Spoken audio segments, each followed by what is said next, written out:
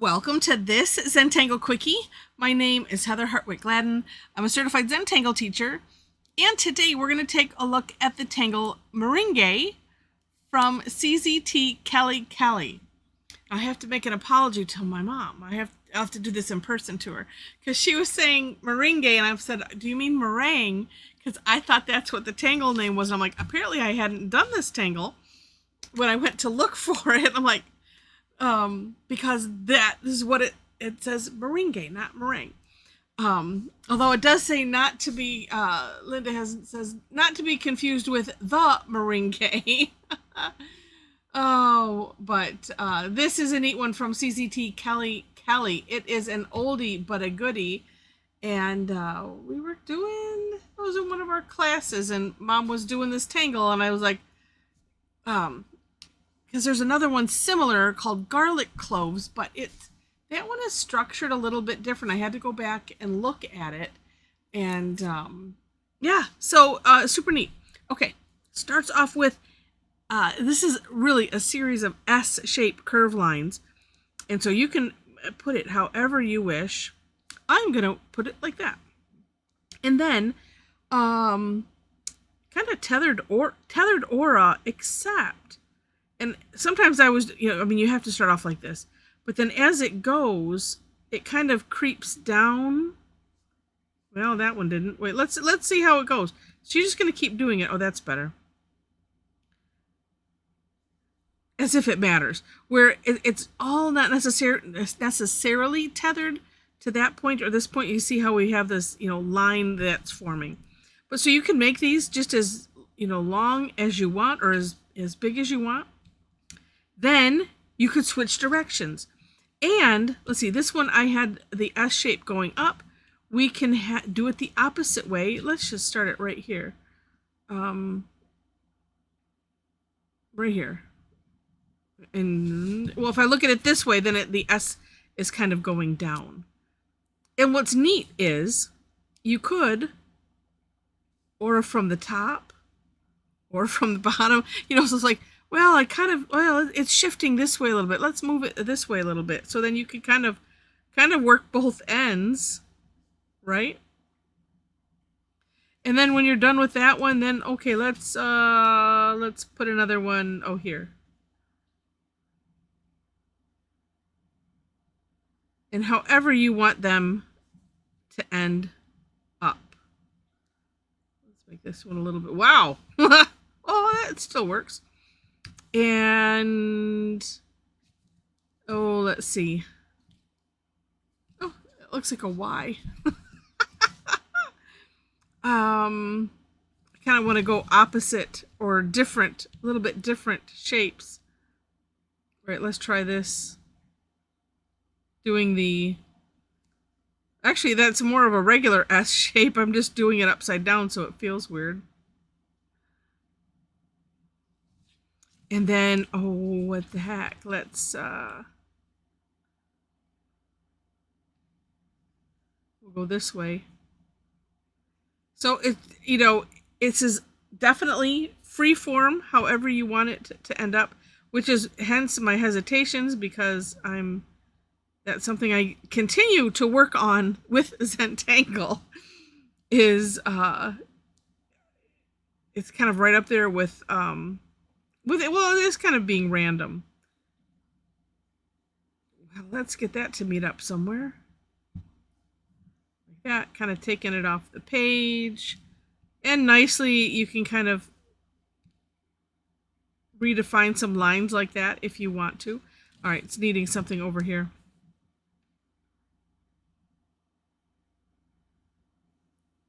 And if one S shape isn't so great, just keep going.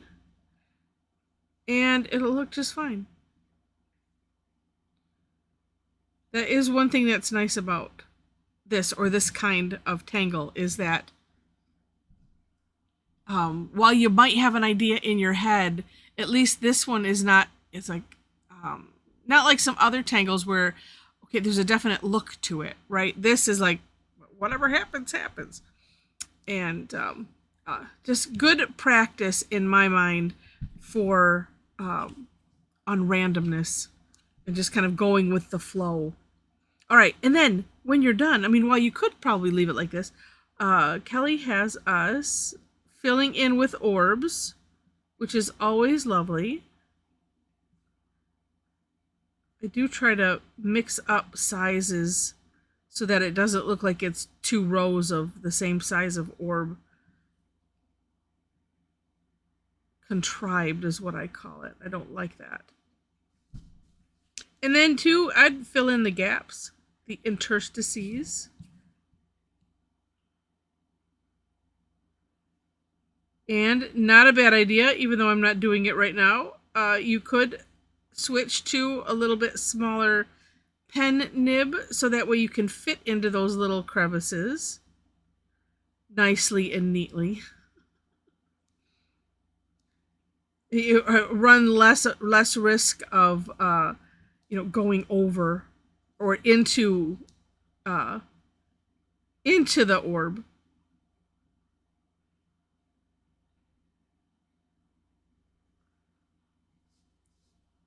It always looks nice. I like adding orbs in the middle of things like this. And then too, well, it's like this one is kind of, I mean, this isn't an inside, but you can do it like that on these places where there's just a crevice, or even not, you could put some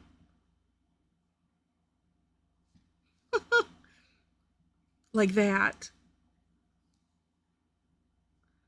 Up to you and what kind of fun you want to have with it.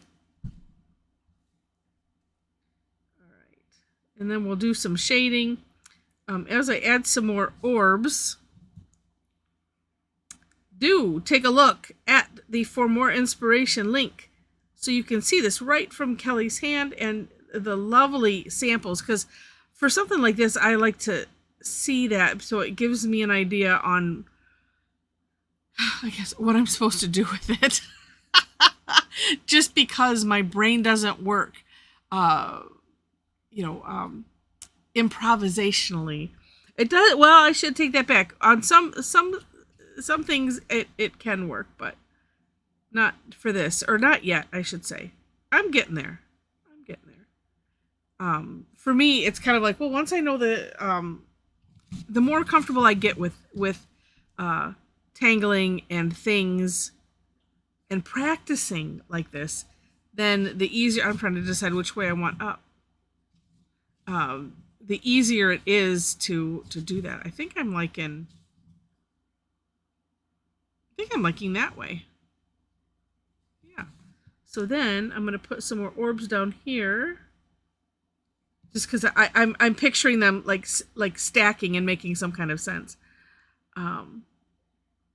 And that one would have toppled over. Okay, like it. All right. Now let's add some shading. I'm going to use the 555 General's pencil, and where things gather is where we'll put the graphite. So that's on either end.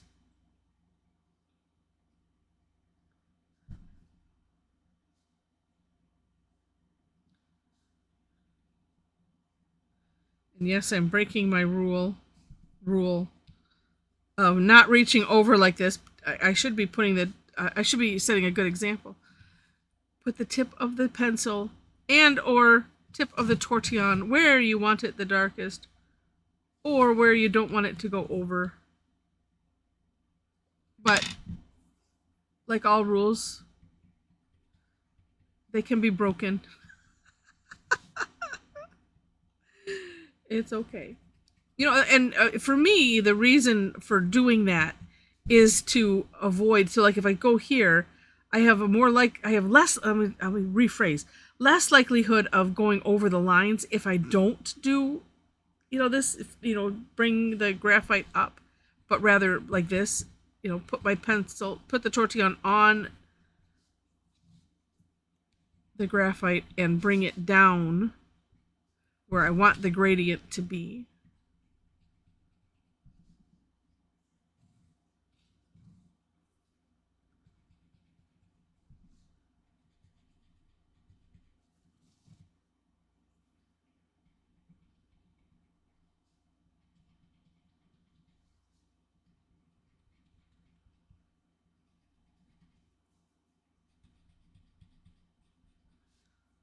like so. Whoops, like so. I like it. It gives it a nice shiny look. And the more drama you have, so the darker you have here at the ends, and the nicer gradient you have, really can make it look, like I said, shiny. And like here, let's build that out a little bit more.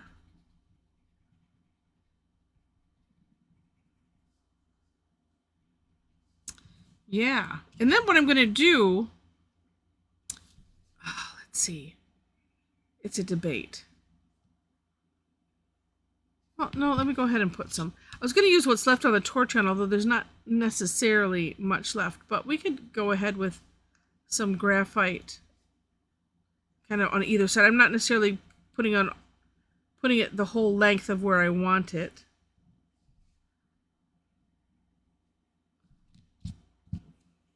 Because I don't necessarily want it solid, except for apparently there it's going to be.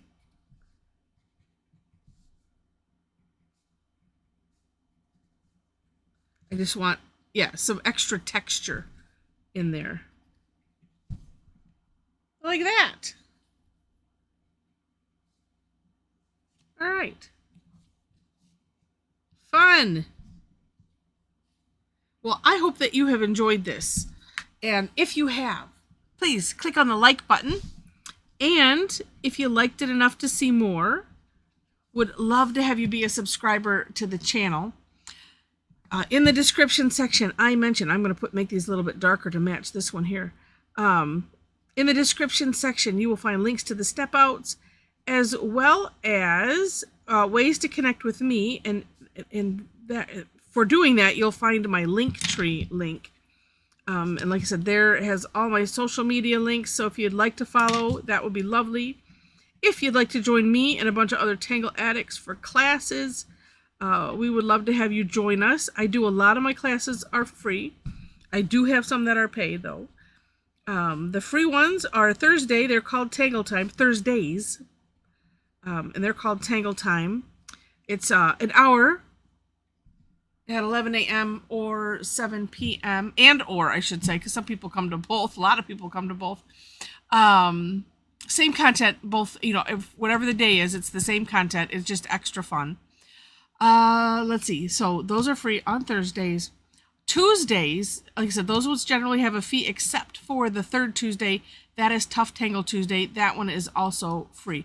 All my classes start at 11 a.m. or 7 p.m.